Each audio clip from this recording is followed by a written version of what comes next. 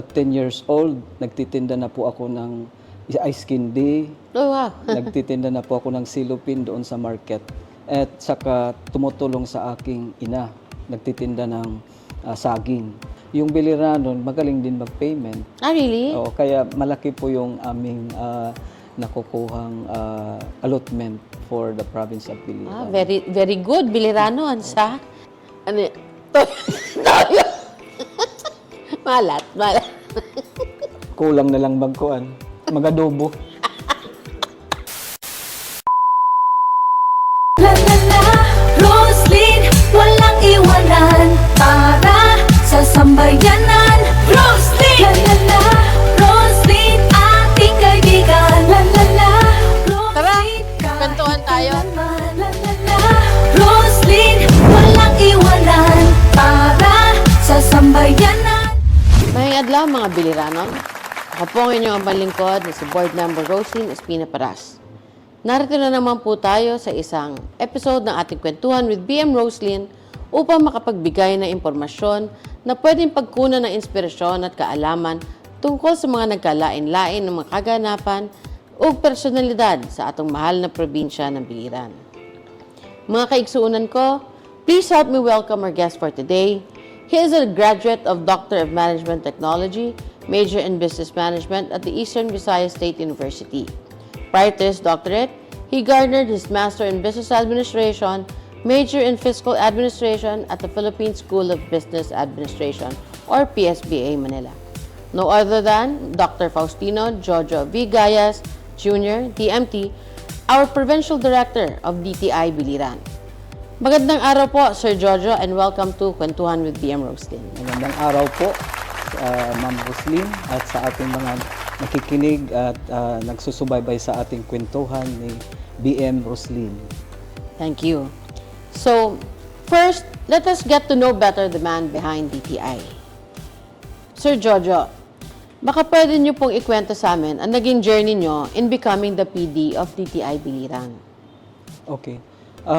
Ako po ay taga Tacloban City. Ako po ay nag-umpisa po yung aking pagiging passionate about business. Yung maliit pa lang po ako kasi I grew up in reclamation area. Okay. At 10 years old, nagtitinda na po ako ng ice candy. Oh, wow. Nagtitinda na po ako ng silupin doon sa market. At saka tumutulong sa aking ina. Nagtitinda ng saging. At that time, sabi ko sa sarili, mahirap pala maging negosyante. So I took up business management course in UP. And sa maling salita, nagtrabaho po ako sa DTI. I started as financial analyst. Okay. And ang trabaho ko po noon is mangitan ng gustong mangutang. Okay. Masarap yung trabaho ko. So, at that time, sabi ko, sarap ito. So, marami naman po akong natutulungan, lalo na yung mga cooperative.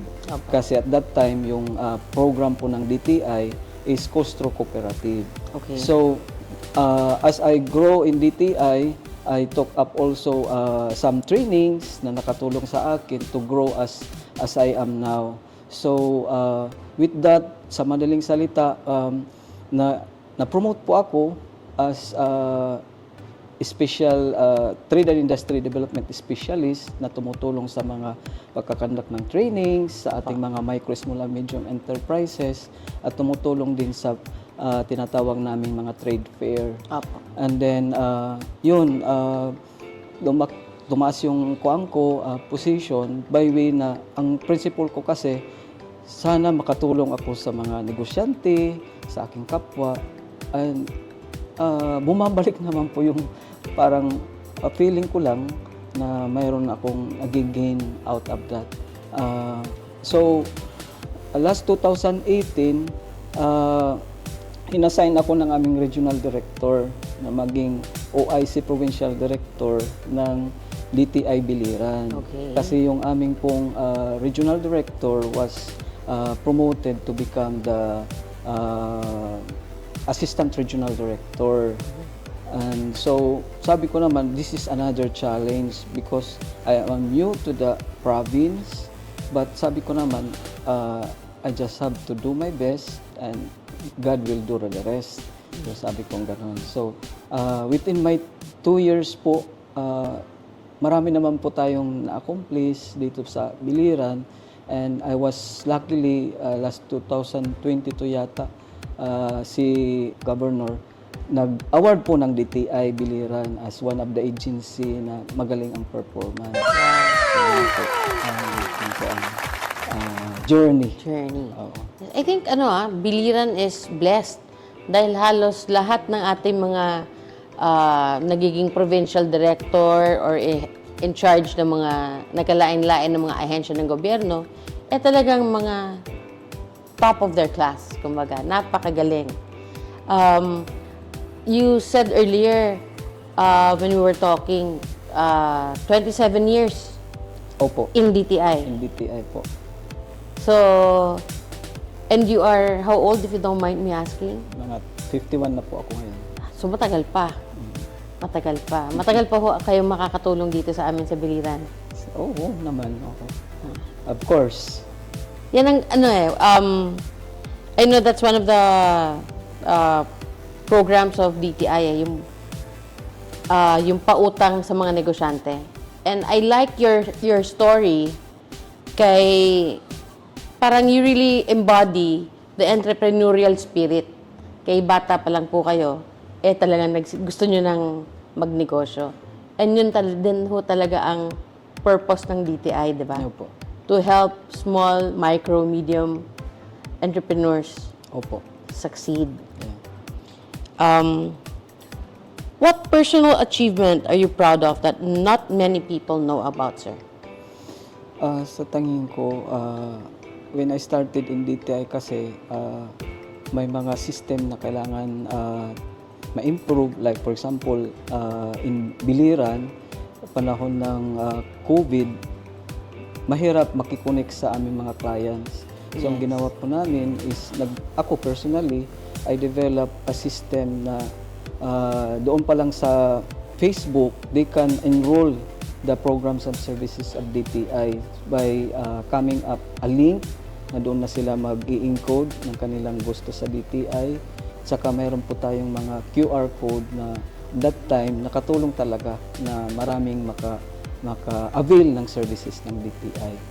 But personally, ako naman po ay ang kuang ko is makatulong din sa mga negosyante. So there was a time na after Yolanda, may mga clients na talagang gustong makaahon. So what we did is tinulungan namin ng aming team na paano ma-promote yung kanyang tableya at that time. Apo. So nakakatuwa kasi sabi ko sa kanya, kapit lang sa DTI kasi mayroon kaming mga programa pwede mong makuha or ma-avail. So guess what? Yung aming client na yun is from Palolete. Okay. After sa kanyang pag-attend ng mga product development, trade fair sa Manila, after sa Bahandi Trade Fair, nagkakuha kami, nagka-roommate doon sa aming pinuntahan doon sa trade fair. Mayroon, sabi niya, "Sir, ngayon lang ako nakahawak ng ganitong kalaking pera." So, sabi ko naman, it boils down, kung tutulong ka talaga sa mga negosyante, mafe-feel nila na kung ano-gaano nakakatulong yung government sa kanila. Ang importante lang talaga malaman ng tao kung ano yung ino-offer ng gobyerno. Yeah, opo. No, na programa na makakatulong sa kanila. And I hope this program helps your agency in doing so. Yeah, yun. Sir, what has been your personal philosophy in going about your duties and responsibilities being the head of DTI Biliran? Sa DTI, meron po kaming mga core values. Like, I also imbibe on those core values. Like, first and foremost, you have to excel on your passion. Sa lahat ng bagay, kailangan may passion ka. And you cannot do that kung walang reasons behind bakit ginagawa ko ito. So, as long as maintindihan mo bakit ginagawa mo itong trabaho, your passion will come out. So, yun po ang tinitingnan ko. And then, another core value na aking sinusunod is yung integridad. Integridad. Kasi hindi mabibili yung integridad mo kung who else can believe you kung makuan yung integridad mo. So, yun po. And then, I also buy in yung competence. Kasi sa trabaho po namin, kailangan po na dapat alam mo kung anong gagawin mo. So, I keep on learning. I studied and attend trainings and seminars. So, with that, kakaroon po naman ng parang resulta ng aming ginagawa sa DTI. Yes, and with regards to what you said that you keep on learning, not only you but you help people evolve themselves, no? Especially business owners, especially small business owners. Di po ba?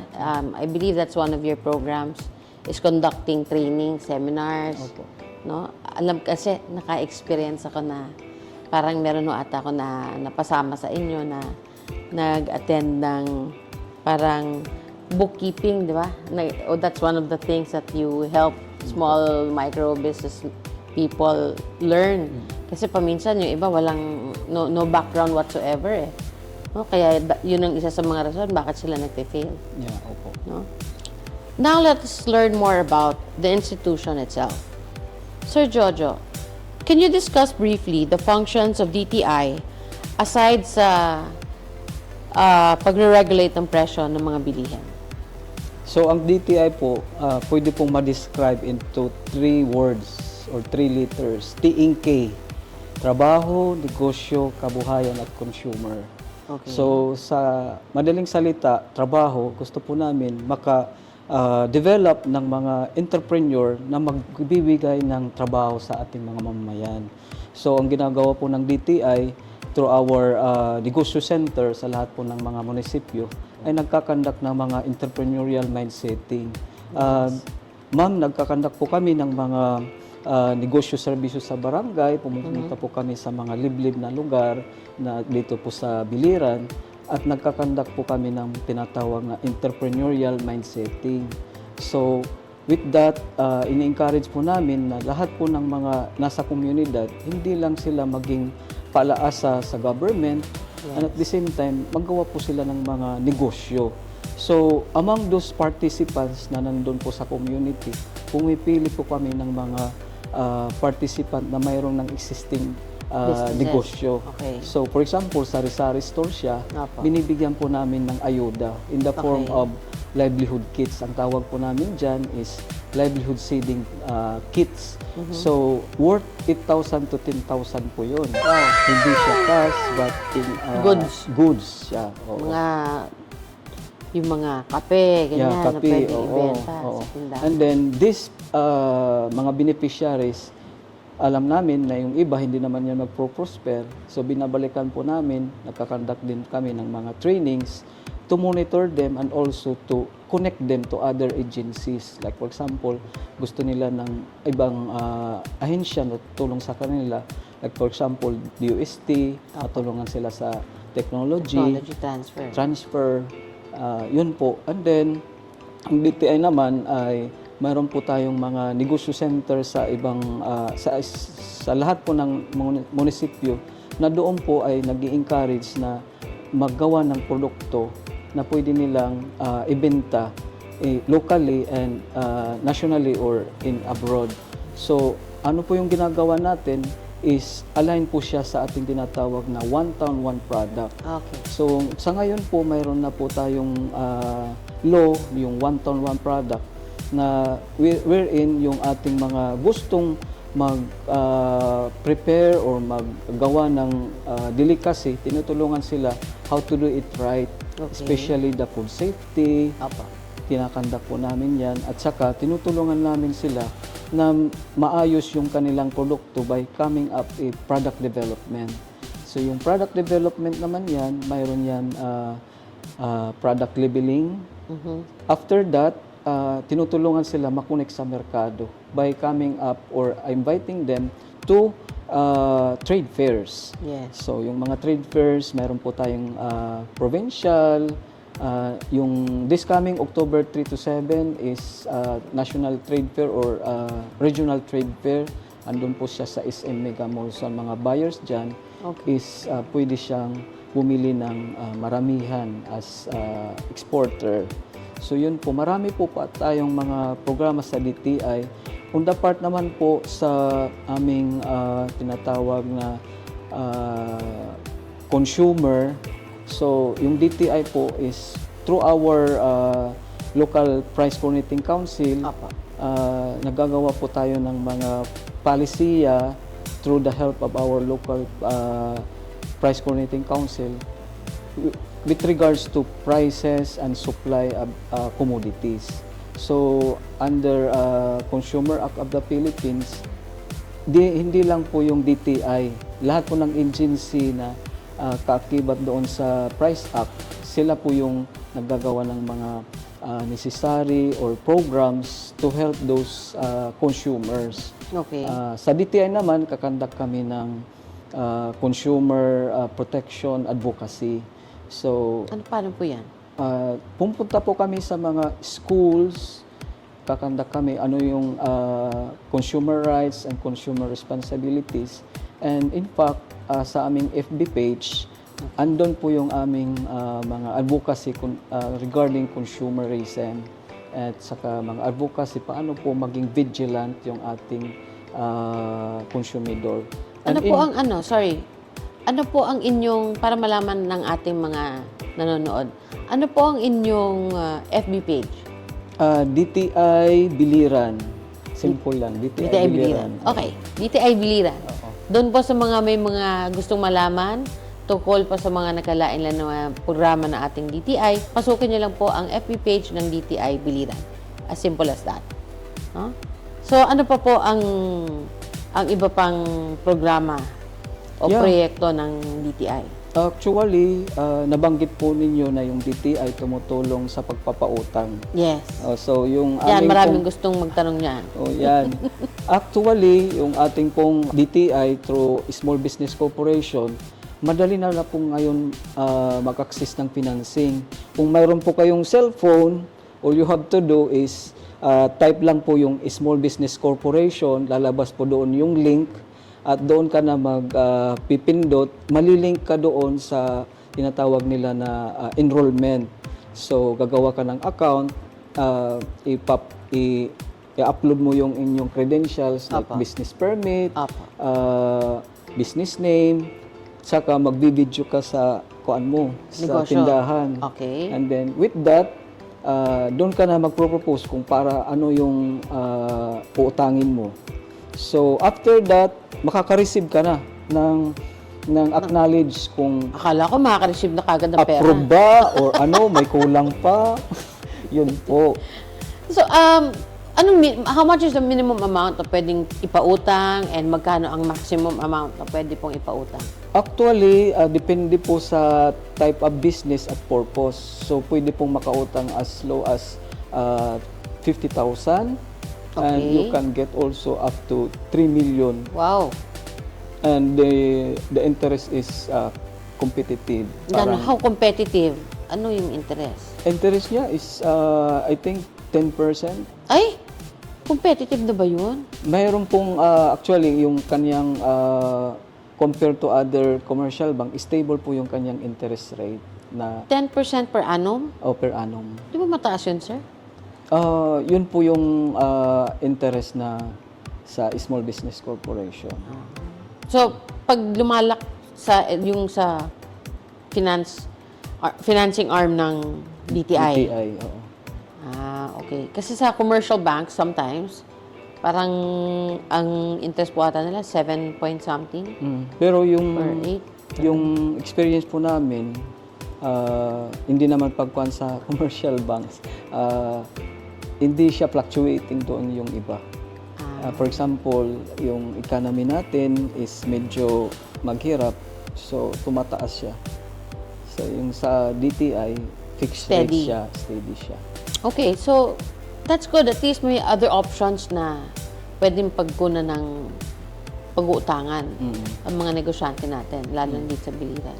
So, marami po ba ang nakapag-avail na ng ganyang programa dito sa atin? Marami na po dito sa Biliran. In fact, we are one of the provinces na marami pong nakaka-avail. And ang feedback po sa amin is yung Biliranon magaling din mag-payment. Ah, really? Oo, kaya malaki po yung aming nakukuhang allotment for the province of Ah, Biliran. very very good, Biliranos, ha? Good payers. Sir, so, Daddy, baka kailangan natin. baka mga ilangan kami ng kailangang additional na puhunan dyan. Lalapit lang. Cellphone lang katapat. Cellphone lang po. Biro mo? Cellphone lang katapat, may isasubmit na po ang mga requirements. Tama Tapos ba? ang release, direct to your account. It could be Online din. Online din. High-tech na ang DTI ngayon. Sa pagbayad, pwede sa GCash. Wow. Oo, pwede sa Palawan. Galing. It's very nice. No, how things evolve. Yeah. No, dati, mano-mano lahat, di ba? Mano-mano, literally, papasa mo yung dokumento, i-reviewin ng ilang araw, bago maaprubahan. Tapos, ilang araw, how many weeks din, bago ma-release ang pera. Yeah, oo. But now, everything, even cellphone lang ang katapat. Opo. Yun po, nag-evolve na po yung ating, the way we transact because of the e-commerce. Yes. So, with that, ang DTI naman ay hindi nagkukulang sa pagtutulong ng mga entrepreneurs. So, what we are doing now is promoting e-commerce in collaboration with DICT. So, lahat po ng munisipyo, pinupuntahan namin, lalo na yung mga negosyante, existing negosyante na hindi pa nila alam at saka parang, mahirap ba yan? Gagawa ka ng transaction over internet, wala bang O scam? nakakatakot kasi baka Oo. mamaya yung all the information that we put out there in the, World Wide Web, baka makuha, Yeah, di ba? oo. So, ang ginagawa namin, we invite resource person from the ICT to really inculcate yung ating mga negosyante na you have to have your cybersecurity. So, kung, for example, mag-transact ka, nanghihingi ng OTP, huwag mong ibigay yung OTP sa ibang tao. Yung personal information. So, sa madaling salita, ngayon, ang ating e-commerce ay improving naman. Meron lang tayong hitches sa connectivity. Yes. But ngayon naman, kami sa DTI, we are proud na dito sa Biliran is improving na po yung connectivity because of the Starlink. Oo, may mga Starlink na sa barangay. So pagkakandak namin ng e-commerce, tinuturuan namin, yung pakam-in namin is attend kayo ng e-commerce seminar, tutulungan namin kayo paano maka-access ng financing.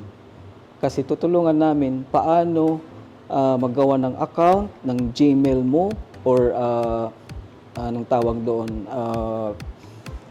email address. Apo. At saka, itong email address, pwede mong magamit pag gawa ng account mo sa inyong pag-avail ng financing.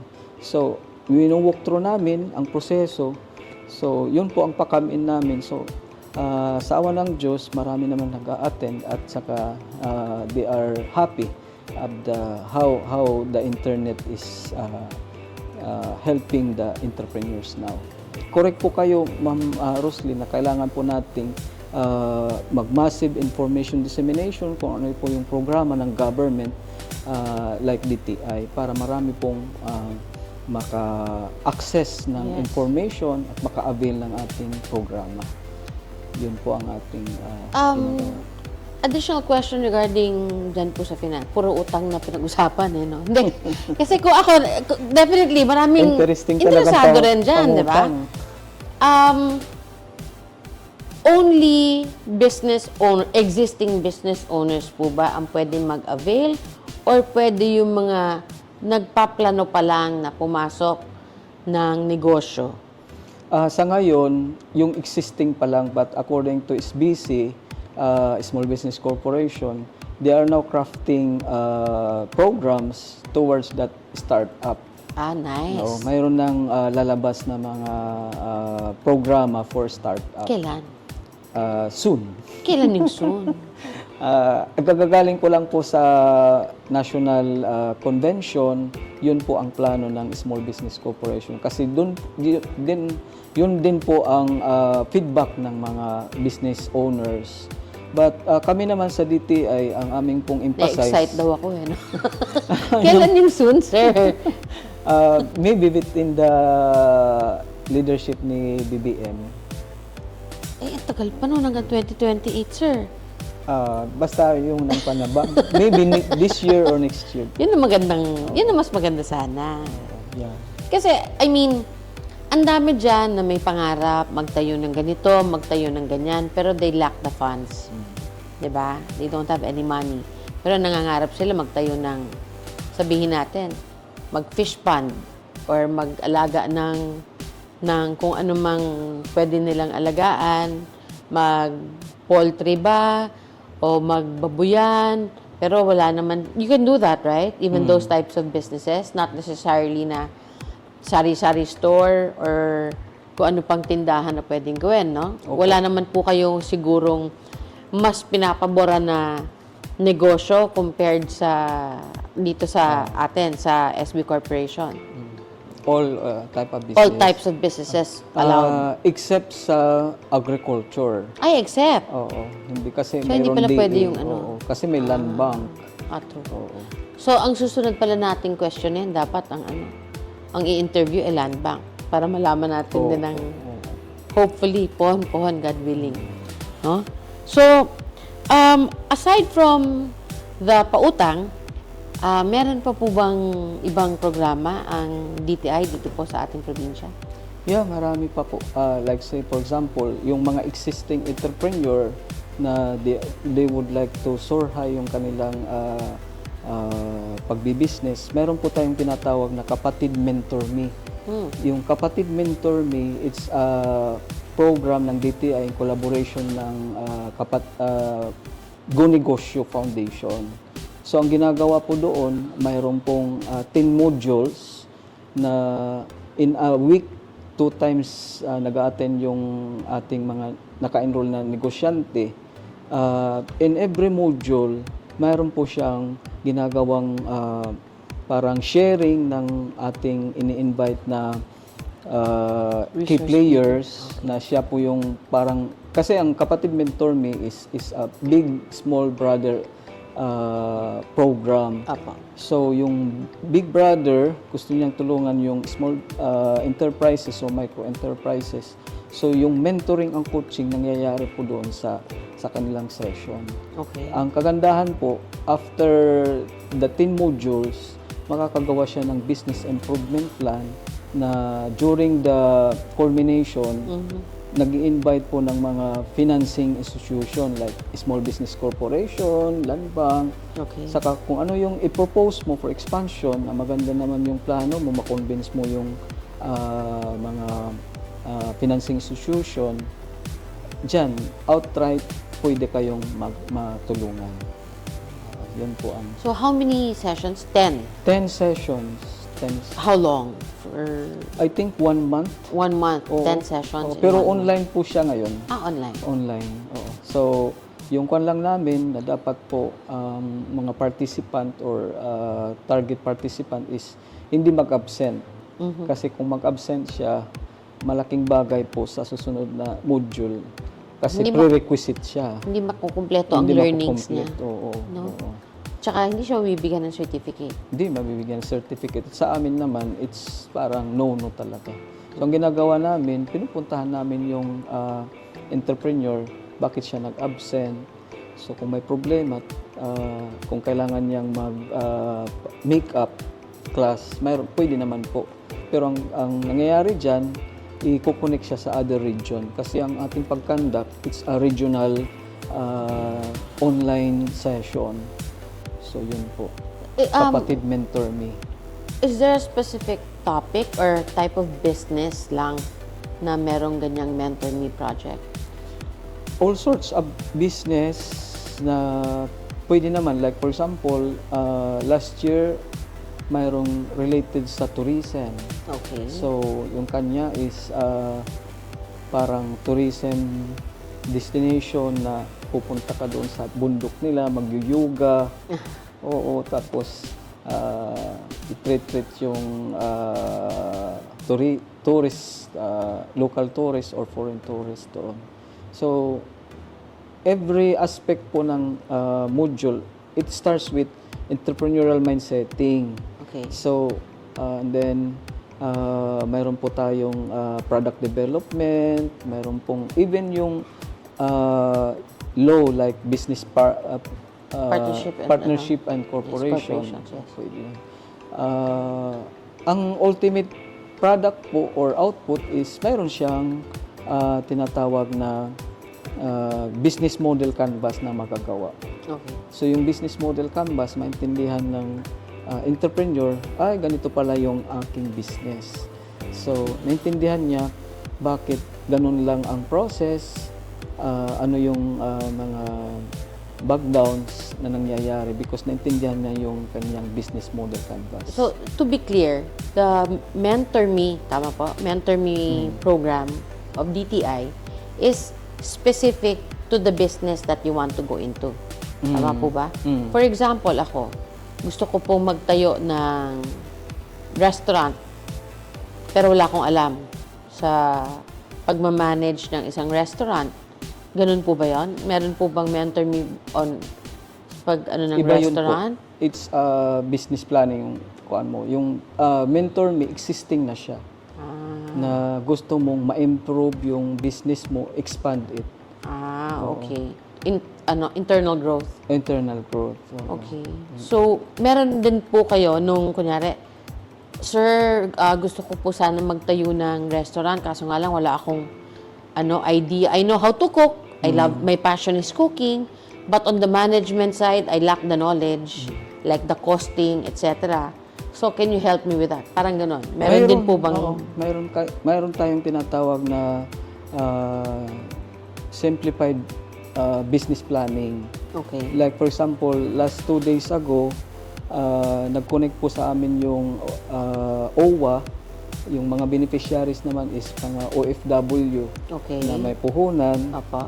at saka hindi nila alam paano mag-go into business. Okay. At saka yung OWA naman, meron silang financing sa mga OFW na gustong magtayo ng negosyo. So what we did, nagkakandak po kami ng tulad ng nabanggit mo on how to run their business. So easy lang siya, meron lang i-fill upan na form, tinutulungan sila how to do costing and pricing and how to manage their business. So from time to time naman po, hindi naman po siya one-time engagement. For example, along the way sa kanyang pagbi-business ay nagka-problema. So, andan po yung ating negosyo center. So, yung ating negosyo center business counselors, sila po yung tutulong doon sa mga walk-in clients na mayroon pang mga hesitation in decision making. So, kami naman po sa DTI, as soon as mag-enroll po yung client, ini-include po namin dyan sa aming tinatawag na comprehensive clients profile management system. Okay. So lahat po ng mga nag-undertake ng DTI programa ay namumonitor kung ano na po siya, anong level na po siya. Because ang aming pong sa DTI through enterprise development tracking, nalalaman po natin kung anong stage na po yung kanyang business. Kung nag-i-improve ba or hindi. Oo, so kung anong level 0 siya, ang level 0 is, yun po ang kanina nabanggit mo. For example, gusto niyang magnegosyo pero hindi niya alam. So, level 0 yan. So, may kaakibat na mga interventions ng DTI focusing on level 0. Okay. So, as soon as makag-decide na siya kung anong negosyo, pupunta na siya or makaklasify na siya into level 1. Ang level 1, let's say for example, mayroon ka ng kakanin, Opo. pero hindi ka pa register kasi nag-aalanganin ka na kung mag-register ako, another expenses, another tax. So yun po, pinupokus namin to inculcate the importance of registering. Ano pong mga opportunities. So one of those, hindi nila alam, ito bang pinasukan kong negosyo, kikita ba ako? Opo. Or tama bang magpa-register na ako pero kinabukasan wala na yung negosyo ko. So yung aming approach po dyan, tinutulungan namin na magawa sila ng simple business plan Okay. na yun mapoproject nila yung kanilang income at kung sakaling mag-utang sila hanggang what amount lang ang kanyang pwedeng mautang. So, tinutulungan nyo rin po sila sa paggawa ng business plan? Yeah, we do that. We do that. Oo. So, pero ang aming pong modality of teaching is meron po tayong business simulation game. Oh. Para lang siyang Okay. nagduwa-duwa. So, we call it business expense savings training. Okay. So, meron pong mga caricature doon Okay. na bibigyan ka ng pera, play money of course. So it's a game because the participants are being grouped into 3 Okay. groups. Binibigyan sila ng capital. Then in transacting the business, meron pong day 1, day 2 up to 1 month transaction. So nalalaman diyan kung for example, kasi in a week, mayroon po siyang day 1 is procuring the raw materials. Opo. And then, ang pinoprocure naman doon is, it's a paper material, gagawin niyang parang paper hat. Okay. And then, that paper hat, ibibinta niya at 80 pesos. So, nagkakaroon ng transaction. But along the way, during the production, mayroong mga tinatawag naming life cards. Okay. So, yung life cards na yan, let's say for example, mayroong life cards na yung binta mo, hold up. Okay. So, anong gagawin mo kung ang business mo ma-hold up, ang capital? Or Opo. mayroon namang life card na may mag-uutang, Tapos hindi magbabayad. hindi magpabayad. Oo, parang ang daming Parang ganun. real situation siya, real Yeah, situation. So, ang kagandahan dyan, duwa-duwa lang, but you able to know how it takes to become an entrepreneur. Opo. At the end of the session, Both good and bad, no? Good and bad pinaprocess siya. experiences. Oo, pinaprocess. Bakit nalugi si Group A? Ano yung mga nangyari along the way sa business niya? So, yun. So, na-realize ng mga participants, ganito palang magnegosyo. Parang in a short time, people would really know kung kikita ba yung negosyo nila o dili. More or less. Oo. No? O kung maka-experience ng mga maot nga magka-idea po sila So, kung para paano siyang experiential learning. okay. Experiential learning. Oo. Well, that's a new term for me. Experiential learning. Okay. So, that will makikita kung talaga yung entrepreneur or participants, entrepreneur talaga siya kasi at the end of the session, makikita kung sino yung magaling magdesisyon, Decision making. And at the same time, doon po sa best game is mayroon siyang ini-inject na the importance of having a savings. Kasi mayroon doon portion na you will also deposit your money for safekeeping para hindi ka ma-hold up. Sir, Galing siya. with that,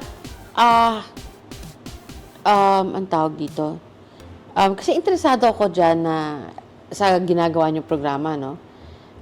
Kasi for example, personally, ang dami naming naiisip na negosyo na sanang maitayo, kaso nga lang natatakot, baka mamaya hindi mag-click, baka mamaya hindi mag-ano. So if ever, saan po yan ginagawa? Sa main office nyo or sa kada negosyo center sa mga munisipyo? Yun po ang sinabi ko kanina, talagang nagkakanda kami ng negosyo, serbisyo sa barangay. Pupunta kami talaga sa mga barangay. Yung ganong games na... Yeah, pwede yun. Oo. It is limited only to 15 to 20 participants kasi kuan siya duwa-duwa. Nice, ah. Actually, pwede rin yung gawin sa mga either mga nanay Yeah. na walang mga housewives na pwedeng magtayo siguro ng negosyo sa kanilang mga bahay.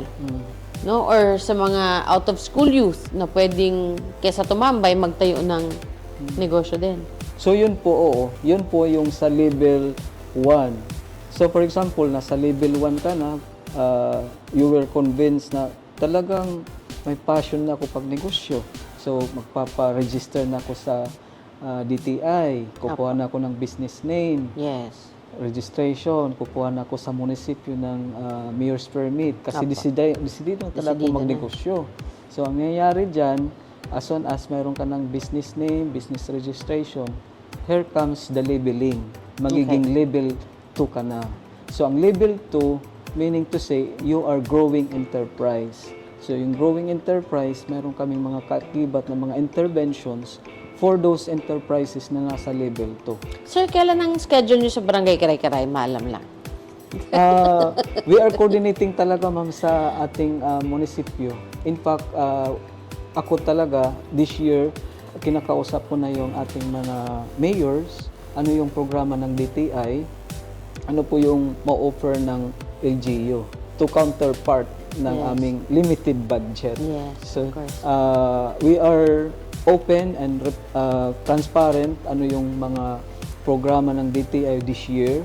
So, lahat na siguro ng mayor, napuntahan ko na and I presented the programs of DTI kasi ang principle ko is growing an enterprise is not a work of DTI. It's a collaboration of LGU Yes. and also the other agencies. Yes. So yun. So ang approach po namin is industry-based. Let's say for example, last 2 days or kahapon yata pumunta kami sa Kabukgayan. Oh. We had a consultation with the dried fish industry. Apo. Paano natin matutulungan doon kasi ang proseso nila ganun pa rin but kinausap namin yung DOST, mayroon Yes. silang mga Meron silang meron silang mga dryer. Oo, dryer. So kami naman sa DTI, meron po kaming tinatawag na shared service facility. So itong shared service facility, it's also providing production equipment and technology na parang tie up kami sa cooperator. So cooperator, it could be academ, it could be an LGU. So, dito po sa Biliran Province, we have 8 shared service facility. And what are those shared service facility? Number 1, yung ating BIPSO, partner po natin ng food processing sa delicacy. Like say, for example, yung suman.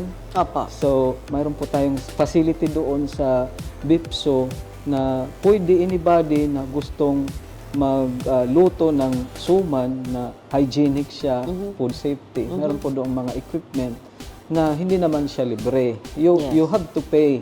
Of course. Kasi the concept of shared service facility, we are providing equipment na standard yung kanyang specs and you only have to pay minimal amount na pwede mong bayaran sa BIPSO.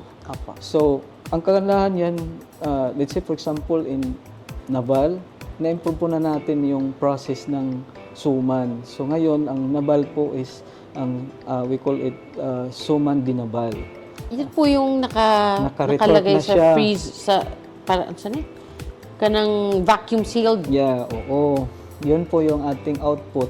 Kasi sa una, pinapak siya na parang after maluto siya, yun pa ang pag-pack sa vacuum pack machine. So, yung shelf life niya hindi longer. So, ang na-discover po namin, while siya tawag dito, ilalagay sa pagluto, naka-vacuum pack na siya. Kasi really? yung juice Opo. na Mariretain. Sabi nga ni RD namin, ba't matamis na ngayon yung suman? Mas malasa, mas ma-juicy. So sabi naman namin, parang wala naman.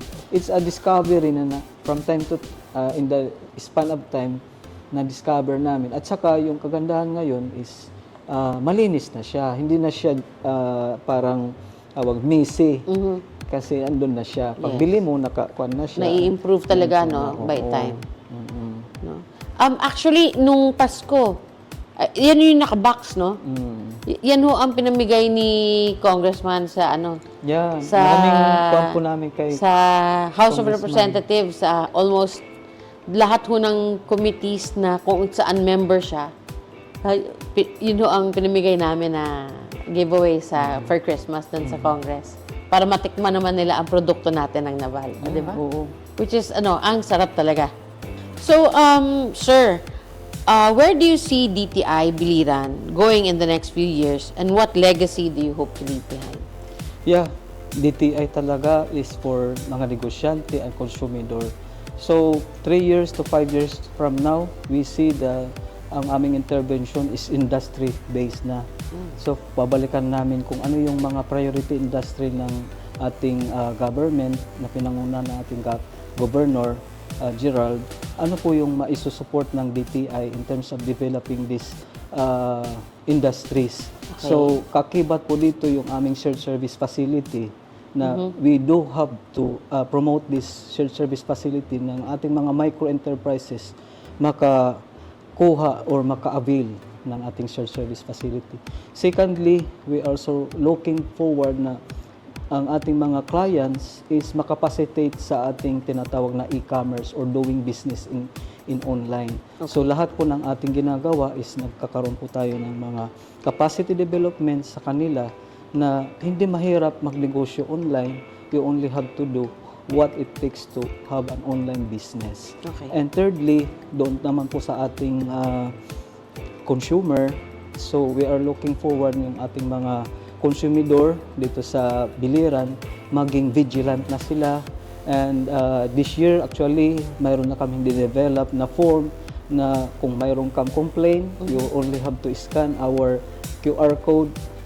You can now download the consumer complaint form and right there, you can upload your consumer Ang complaint. bilis na pala magreklamo ngayon. Oo, ang bilis ng kamo. So yun po yung aming tinitingnan. Marami pa po at in fact this year also we'll also be coordinating with Academ to come up with e-learning center kasi yung aming pong bagong regional operations group undersecretary si Yusik Jean Pacheco, marami siyang mga program for this e-learning center. So ano po yung e-learning center? Mayroon po tayong Coursera program na mayroon siyang module na anybody can learn online tapping the Google Coursera. Mahal po yun. But sa amin, it's a free. All you have to do is connect with DTI, punta kayo sa negosyo center. So bottom line po ng aming mga interventions is connected sa ating Go Negosyo or Negosyo Center. Okay. So yun po, sana po lahat po ng ating mga nakikinig dyan na mga negosyante, punta po kayo sa Negosyo Center para matulungan po kayo. And if you don't have any access or mahirap kayong pumunta sa Negosyo Center, pwede rin po sa ating Facebook makuha ninyo yung aming mga enrollment forms. Yes. So, since nakapagkwentuhan na naman po tayo, Sir Jojo, sa inyong personal at kumbaga official na trabaho dito sa ating kwentuhan with BM Roslyn, mapunta naman po tayo sa ating kulitan portion. Okay na, game na po ba kayo? Yes.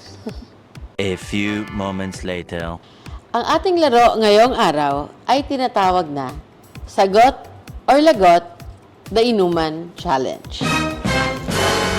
So, okay. Babato-bato pick po tayo para malaman kung sino ang unang bubunot ng tanong. Sige So, po. let's do this. Bato, bato, pick. Bato, bato, pick. Bato, bato, pick. Ala! Ako, Ang daya! Ako, para lahat na lang ng laro natin, ako yung unang natatalo, no? kuha na ako, ma'am. Okay po. Babasahin ko yung first question. MG. What is the oldest existing university in Asia?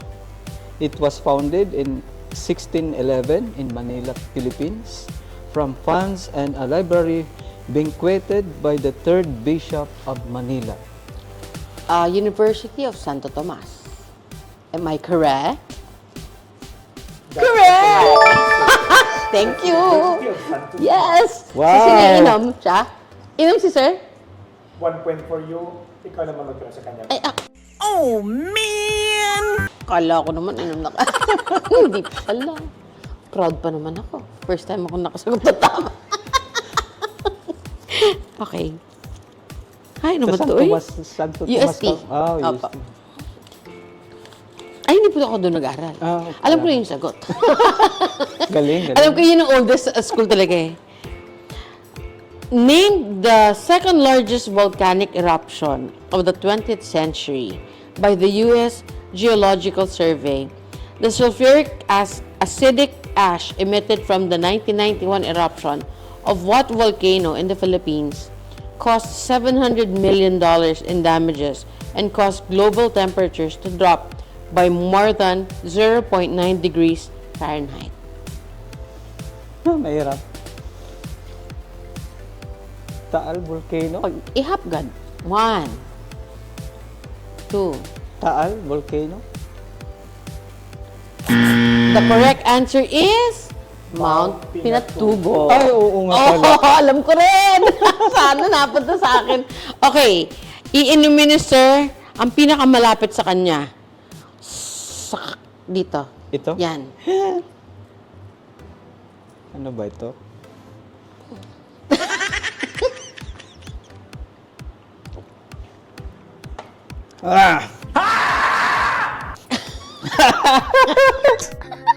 Ano yan? Suka pinakurat. Okay. So, sino nabubunot? Si sir. Sir. Okay lang. Okay lang. Kaya-kaya pa. Hindi ka ba nagsisisi na? Pinapawisan mo.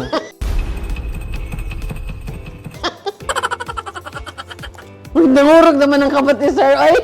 What is the basic unit of life? Naku, sismiyo ko. Tidtora.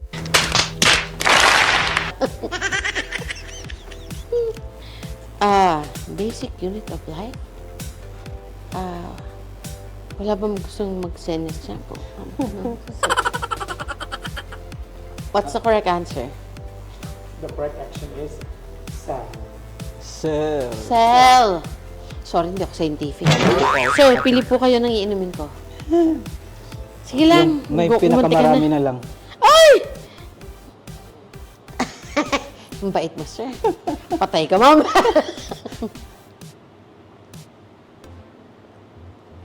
Ang bait naman ni sir. Coke. Cook talaga. Coke talaga. Hindi Pepsi. So, sino? Ako na. Saan ang score natin?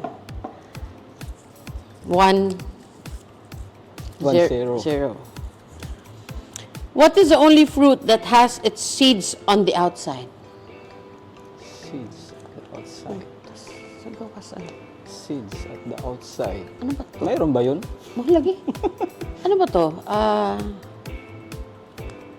One eternity later. What's the correct answer? The correct answer is strawberry.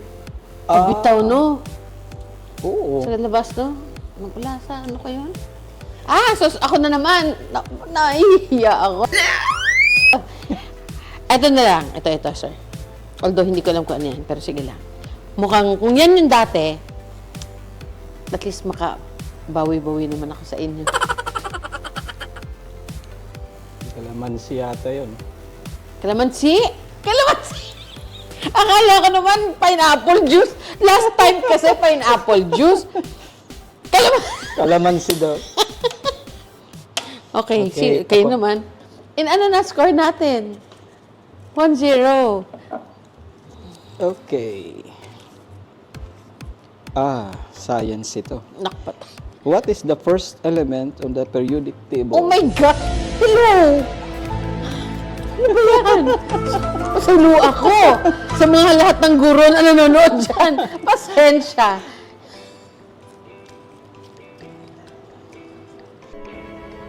Ala, matagal ko na pong kilalimutan yan. Ano sagot? Anong The sabi? correct answer is hydrogen. Oh, see? Wala talaga. Okay, sir, pili po kayo ng iinumin ko. Ito na lang po. Okay.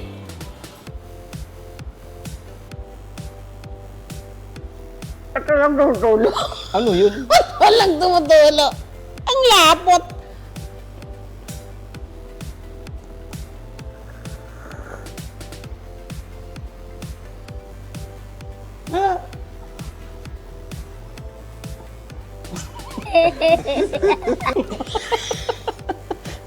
Oyster sauce? Ano ba yan? Sorry po. Okay lang. Okay lang. Ako na. Kailangan bang ubusin yan? Bakit pala nun pag hindi niluluto? Ano po? My gosh. Which Philippine hero was born in Ilocos Norte and was also known for his spolarium? Paligog tubig, eh. Mario Mabini ba yan? Funerario Mabini. That's the correct answer. It's Juan Luna. Juan Luna. Buti na lang hindi rin sa akin tinanong. So, ano kaya? Ito, sir. Yan. Ano ito? Pepsi yata ito.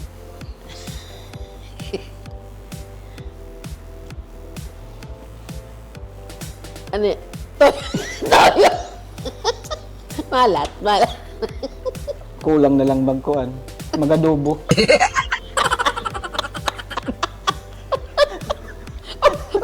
May oyster, may pinakurat. Oh, adobo na. Adobo na yung kuan natin. Pwede rin beef steak. Beef steak, pwede. Papatuloy pa ba natin to? Nope. Last. Tama, no? Ako magtatanong. During World War II, it is known as the Rock due to its fortress and the strong resistance of USA FFE, United States Armed Forces in the Far East Forces. What is the name of this island? Island. World War II. The Rock. The Rock. Kilala ko lang The Rock, yung artista eh. Di ko alam. The correct answer is Corregidor. agoy. Corregidor. Pinahirapan. Sir, kayo na lang po pumili, nahiya na ako. Basahin nyo na lang. Ano bang masarap dyan? Ano ba? Ako. Ano pa yung Huwag na lang, sir. Quits na tayo. Okay na to. Tama na to. Tigil na. Maraming salamat, Sir Jojo, for granting my request for an interview. Bisan short notice lang po. Diba? I think it was less than a week. Opo. Oh, Okay no. lang. No problem. Ang galing ni Sir. Napakabait at napaka-sports. Sir, tabaho lang ha. Walang personal. Okay lang po. Baka mamaya pag lumapit ako sa DTI, subukan mo lang. Anyway, I am so glad to have interviewed you. Kay damo dyan ang akong natutunan, no? Na I hope marami rin sa ating mga viewers ang maka-appreciate not only your journey from becoming from murag rank and file mo no sa DTI up to becoming the provincial director and then the various programs of DTI. It would really be a blessing kung if this show no maihatag kumbaga damo jud na makapanood, at least damo pod na ang makadawat, maka-appeal sa mga programa ng DTI. I truly believe that your programs really do help uplift the lives of people. Opo. No? So, sir, baka pwede po makahingi ng short message from you Okay. to our viewers. Sa lahat po ng nakikinig, sa mga netizens, I highly recommend the kwentuhan ni BM Roslyn kasi marami pong mga information ang makukuha nyo dito. And then, mayroon pong mga jokes, mga light moments. And kami naman po sa government like DTI, malaking bagay po itong maimbitahan po kami dito sa kwentuhan ni BM Roslyn kasi na ipapahayag po namin yung aming mga programa sa Department of Trade and Industry. At saka through with this program, I also encourage the other agencies to be one of the guests dito Yes. sa ating kwentuhan ni BM Roslyn kasi napakasaya. Natuman lang na ako po ay maraming nainom na hindi kaya-aya. So, thank you so much for having me and it is our honor to be part of your show. Thank you so much. Sir. po. Thank you. Sana po ay may impormasyon, aral at inspirasyon po kayong napulot sa ating kwentuhan with BM Roslyn ngayong araw. Huwag ho natin kalimutan na i-follow ang ating FB account at mag-subscribe sa ating YouTube channel na parehong Rosie Espina Paras po ang ating account names. Palihog, paki-like o share din po ang ating mga posts sa mga ito upang mas dumami pa ang mga makukuha ninyong aral, katatawanan, labi na sa mga kaiksuon ng biliranon. Muli, ito po si Rosie Espina Paras. Tara, kwentuhan tayo.